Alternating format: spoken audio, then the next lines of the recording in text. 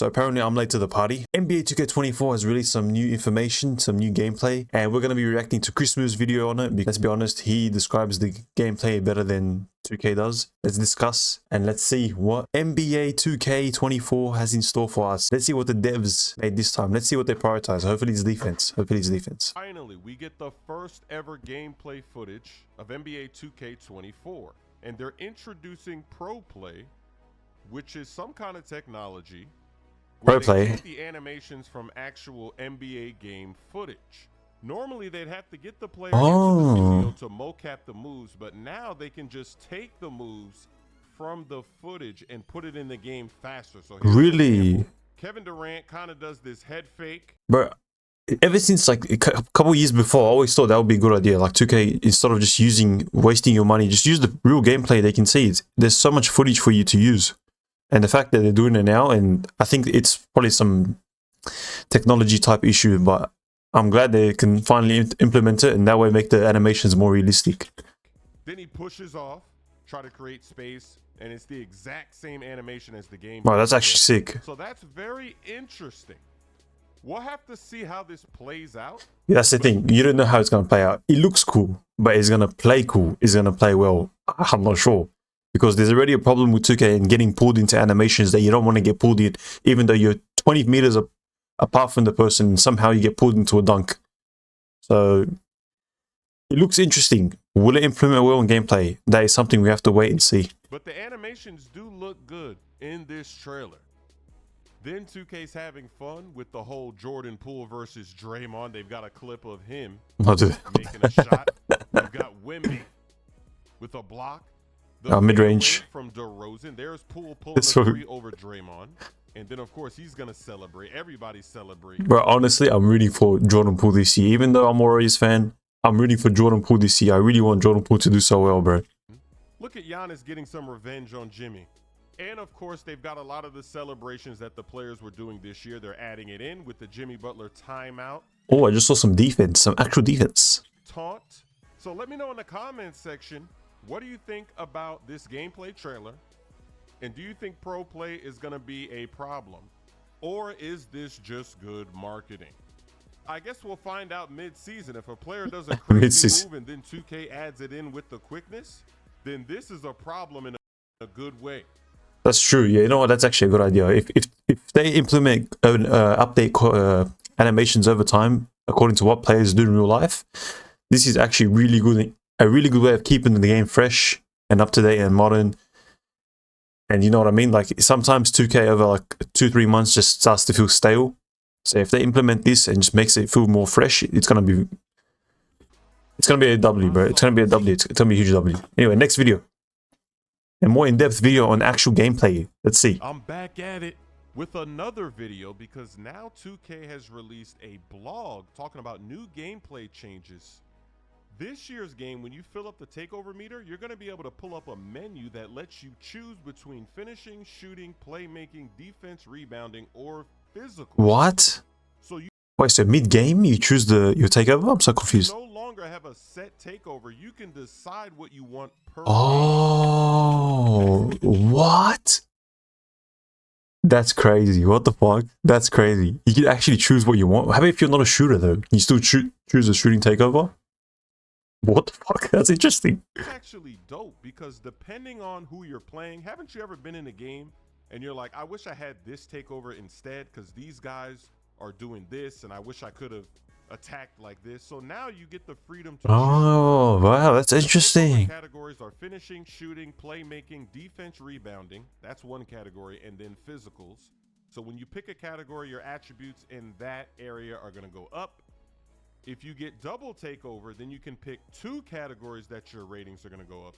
When you unlock Mamba mentality, when you activate double takeover, all of your attribute categories are going to get boosted, making you a true beast on both ends of the floor. That's going to be overpowered as fuck, bro. It better be hard to get takeover. I got to be honest with you. It better be hard to get takeover. Otherwise, that's going to be so overpowered. And you're going to get ass beat by this person. Especially if you consistently know how to get takeover. But then again, it does provide a skill gap, which is much needed in 2K. And we'll see if the takeover actually needs skill to reach, then it'll be good. Otherwise, if you're just gonna spam dribble, do cheesy moves, and then get the takeover, it's gonna be a shit show. It's gonna be a shit show. Wow. Now they don't say that takeover is giving you the special abilities that we're used to, like ankle breaker or post, right? So who knows how that's gonna work, or maybe that's no longer there. Maybe it's just straight ratings that are getting boosted, but it sounds very interesting. Now for shot timing, players who play on Hall of Fame shot timing. This is what I want to know. The shooting in 2K23 is absolute garbage. So let's see how they're improving it in 2K24. difficulty, or in the rec or the city, will be playing with green or miss shot timing. Oh, green or miss. So it's just like 2K23, right? If you're in team-based modes like Quick Play, My NBA, or My Team, you're gonna have more forgiving shot timing, so you don't have to make every single player's release to the exact That's good. frame. You know what? I agree with that, because my team and learning everyone's jump shot. Someone said it in one of my videos in the comments below. He's like, you had to learn every single person's shot timing because it was green or miss. You're my friend, as you can see in this video. I think they fixed your problem. The one who plays My NBA, they fixed your problem, because that's what you're complaining about. Now the green and miss is only for your player. It's only for your player specifically. So I think, you know what? I think that's a great idea. I think that's a great idea. Be successful. So the green or miss is returning for online, for the park, for the rec center, and in My Career. As long as there's not too many freaking animations that you get, like 3-4 different jump shot animations, especially when you're standing still. Otherwise, it's gonna be a shit show. Just keep it the same animation when I'm shooting, please. Thank you. But when you're playing My Team, any 5v5 mode where you have AI teammates, then the shot timing is not going to be green or miss. You can probably get some slight leads like we've seen in the past. Okay. They also have new shot timing settings. So now okay, you use a visual cue. So instead of a time-based release, you can set your desired release point based on certain animation cues. What? You still have the old timing version, but now you have the option to switch it to a visual cue. What do you mean? Layup timing is now... What do you mean by visual cue? Well, like, so at a point, I don't know, at a point when you're releasing your highest form, that's when you know to release it.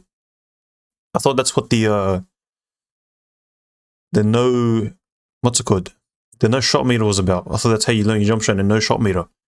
That one I'm going to have to go back and see, because I'm kind of confused on that one. Someone explain it down below in the comments. Now on by default, and it's been redesigned to be much more forgiving for easy finishes at the rim, while also rewarding the players who can master it, with the ability to finish tough circus layups in traffic. Oh, I'd love that. That's what I'm talking about. Now hang on the rim by just holding the sprint button. No way. Oh, I'm gonna do that. The dunk meter, bro. That's gonna be like the saltiness that's gonna bring is not normal. Hanging on the rim intentionally after you're pissing off the other team, that's gonna bring some absolute saltiness. When you want to force contact, but there's big man centers, bro. Big Shaq, bro.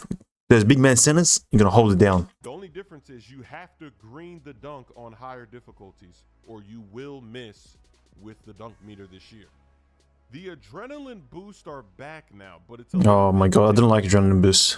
On offense, boosts are no longer lost when pulling off dribble combos or moving short distances. But boosts will disappear every time the on-ball defender can bump the ball handler on a drive attempt. The cost of losing adrenaline is different this year. Instead of dramatically slowing the ball handler down, losing a bar is going to heavily impact your shooting attributes. Oh, perfect. This is about the cheeses, bro. Can't do no fadeaway shit anymore, baby. We had a video where he was talking about the dribbling, and he said that if you get bumped and then you go up to shoot, even if you do get by, your shot's probably not going to go in. Oh, yes. Yes, bro. Yes, let's go. Come on, that's a big W. I didn't care what you were going to say. That's a big W, bro. That means you got to fucking learn how to dribble properly. And not just rely on going past the defender and just shooting. Or doing a step back after getting bumped and shooting. So basically, I reckon that this is what it's going to be like. You're dribbling. If you get bumped, and then you go back and you go past and do like a fade or something, that's going to significantly drop your percentage of making that fade because you got bumped. There goes your adrenaline. Perfect. Adrenaline bars. So it sounds interesting, but it does seem a little suspicious because in the blog they're saying you can only lose the adrenaline on a drive attempt. Wow, what? Non-dribble dribbling? To the basket and they get bumped, let's say above the 3-point line. Does that knock down the adrenaline? That's what I'm saying. That's okay. I got overly excited. That's what needs to happen. All right, that's what needs to happen. If that doesn't happen, then what the fuck's the point?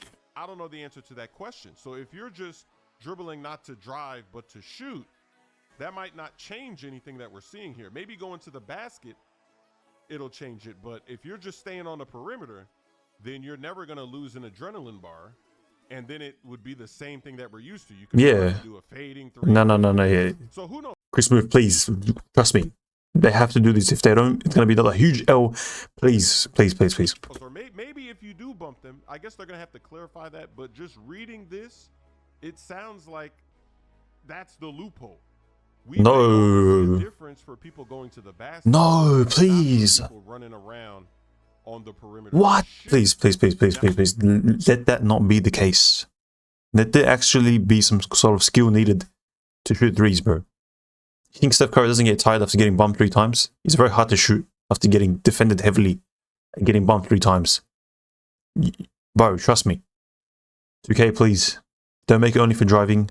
Please. Now, this blog does have a skill-based defense section, and they're talking about the defensive movement has been improved, and now they have directional steals coming back. They're claiming directional steals unlocks more tools to pester ball handlers, and you need to reach with the correct hand closest to the ball. How do you do that, though? Avoid reaching across the body to maximize the success and avoid foul calls. You can also use the directional steals to play the passing lanes by flicking the right stick in the correct direction to get your hand in the way and deflect the pass.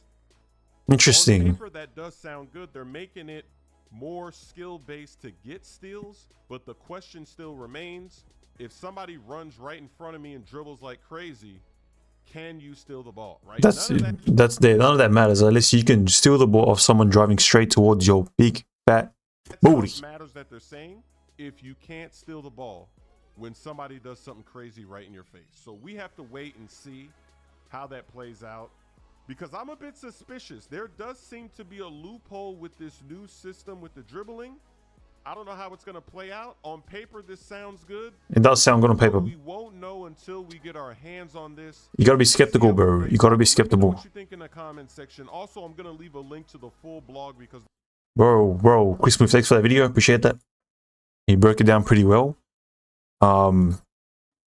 Let's have a look at the blog ourselves and see what the difference is. Cap. So basically they're doing pro play instead of mocapping, they're getting it off the real life gameplay.